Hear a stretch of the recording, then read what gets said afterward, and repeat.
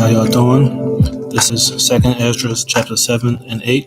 I will be reading 2nd Esdras chapter 7 and 8. This is 2nd Esdras chapter 7. And when I had made an end of speaking these words, there was sent to me the angel, which had been sent unto me the night before. And he said unto me, Up, Esdras, and hear the words that I am come to tell thee. And I said, Speak on, my Allure. Then he said unto me, The sea is set in a wide place, that it might be deep and great. But put the case, the entrance were narrow, and like a river. Who then could go into the sea to look upon it, and to rule it? If he went not through the narrow, how could he come into the broad? There is also another thing. A city is builded and set upon a broad field, and is full of all good things. The entrance thereof is narrow, and is set in a dangerous place to fall, like as if there were a fire on the right hand, and on the left a deep water, and one only path between them both, even between the fire and the water, so small that there could but one man go there at once. If this city now were given unto a man for an inheritance, if he never shall pass the danger set before it, how shall he receive this inheritance?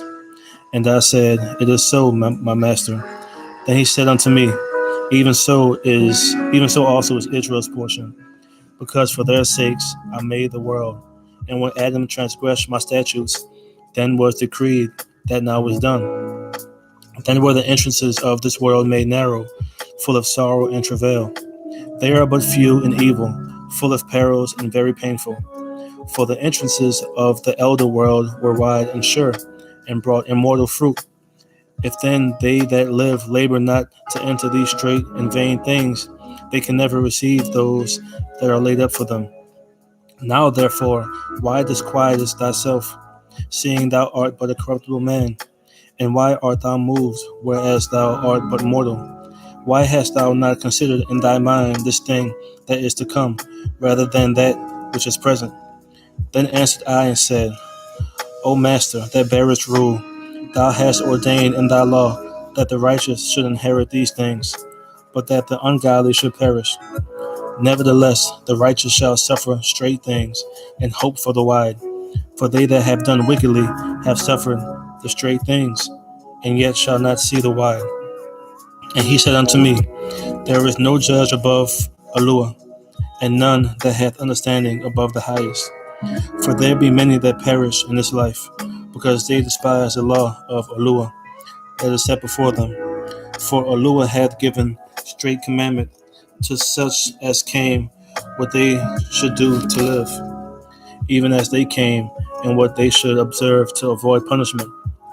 Nevertheless, they were not obedient unto him, but spake against him, and imagined vain things, and deceived themselves by their wicked deeds, and said of the Most High that he is not, and knew not his ways. But his law have they despised and denied his covenants. In his statutes have they not been faithful, and have not performed his works. And therefore, Esdras, for the empty are empty things, and for the full are full things. Behold, the time shall come that these tokens which I have told thee shall come to pass, and the bride shall appear, and she coming forth shall be seen, that now is withdrawn from the earth. And whosoever is delivered from the foresaid evils shall see my wonders. For my son Yahushua shall be revealed with those that be with him, and they that remain shall rejoice within 400 years. After these years shall my son Christ die, and all men that have life. And the world shall be turned into the old silent 7 days, like as in the former judgments, so that no man shall remain. And after 7 days, the world that yet awaketh not shall be raised up, and that shall die that is corrupt. And the earth shall restore those that are asleep in her, and so shall the dust those that dwell in silence, and the secret places shall deliver those souls that were committed unto them. And the Most High shall appear upon the seat of judgment, and misery shall pass away, and the long suffering shall have an end. But judgment only shall remain, truth shall stand, and faith shall wax strong. And the work shall follow, and the reward shall be shewed, and the good deeds shall be of force, and wicked deeds shall bear no rule.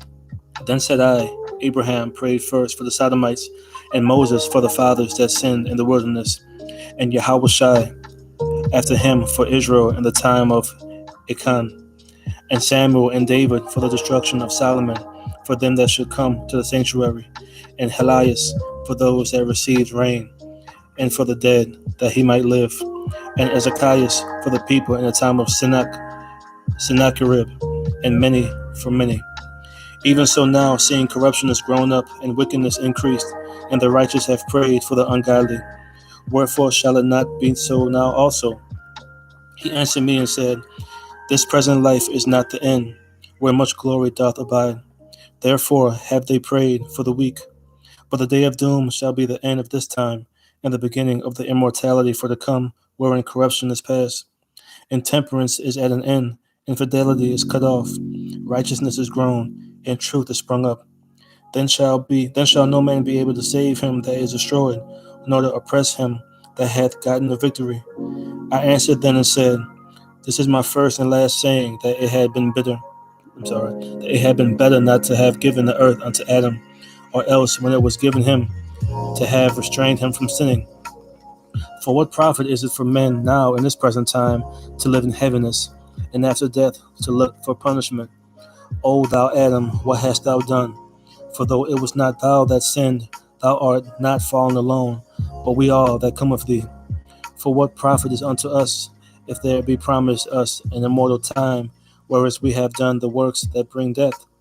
And that there is promised us an everlasting hope, whereas ourselves, being most wicked, are made vain.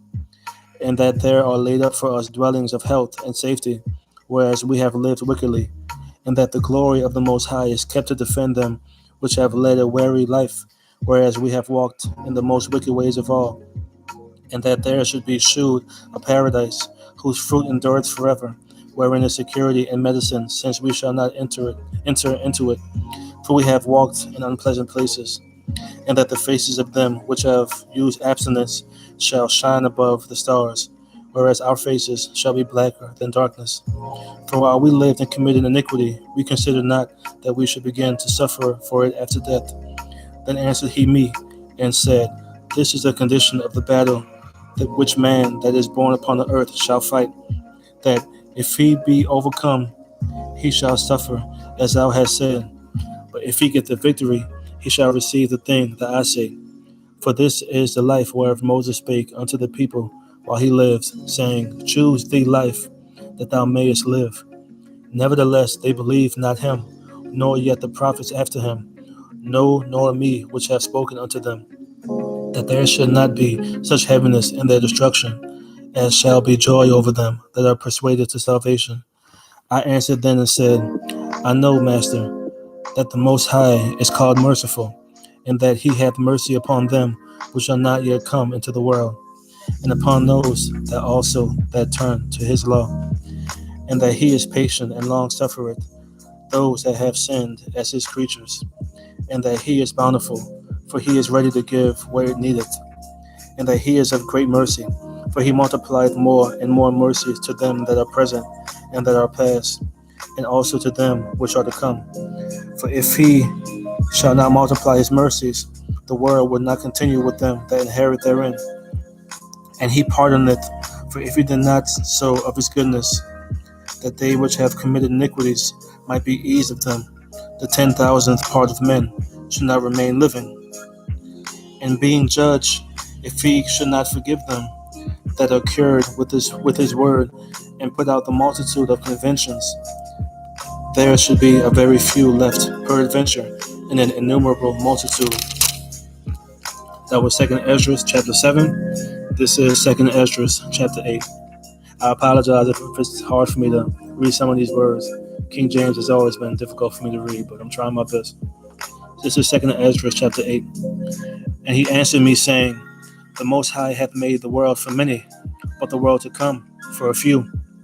I will tell thee a similitude, Esdras, as when thou askest the earth, it shall say unto thee, that it giveth much mold, whereof earthen vessels are made, but little dust that gold cometh of. Even so is the course of this present world. There be many created, but few shall be saved. So answered I and said, Swallow then down, O my soul, understanding, and devour wisdom. For thou hast agreed to give ear, and art willing to prophecy. For thou hast no longer lived space, for thou hast no longer space than only to live. O Most High, if thou suffer not thy servant, that we may pray before thee, and thou give us seed unto our heart, and culture to our understanding, that there may come fruit of it. How shall each man live that is corrupt, who beareth the place of a man? For thou art alone, and we are one workmanship of thine hands, like as thou hast said. For when the body is fashioned now in the mother's womb, and thou givest it member, thy creature is preserved in fire and water, and 9 months doth thy workmanship endure thy creature, which is created in her. But that which keepeth and is kept shall both be preserved. And when the time cometh, the womb preserved delivereth up the things that grew in it. For thou hast commanded out of the parts of the body, that is to say, out of the breast, milk to be given, which is the fruit of the breast, that the thing which is fashioned may be nourished for a time, till thou disposest it to thy mercy. Thou broughtest it up with thy righteousness, and nurturedst it in thy law, and reformed it with thy judgment. And thou shalt mortify it as thy creature, and quicken it as thy work. If therefore thou shalt destroy him, with which so great labor was fashioned, it is an easy thing to be ordained by thy commandment, that thy thing which has made might be preserved. Now therefore, Master, I will speak, touching men in general. Thou knowest best, but touching thy people, for whose sake I am sorry, and for thine inheritance, for whose cause I mourn, and for Israel, for whom I am heavy, and for Jacob, for whose sake I am troubled. Therefore I will begin to pray before thee for myself and for them, for I see the falls of us that dwell in the land. But I have heard the swiftness of the judge which is to come. Therefore hear my voice and understand my words, and I shall speak before thee. This is the beginning of the words of Esdras, before he was taken up. And I said, O Yahweh, that dwellest in everlastingness, which beholdest from above things in the heaven and in the air, whose throne is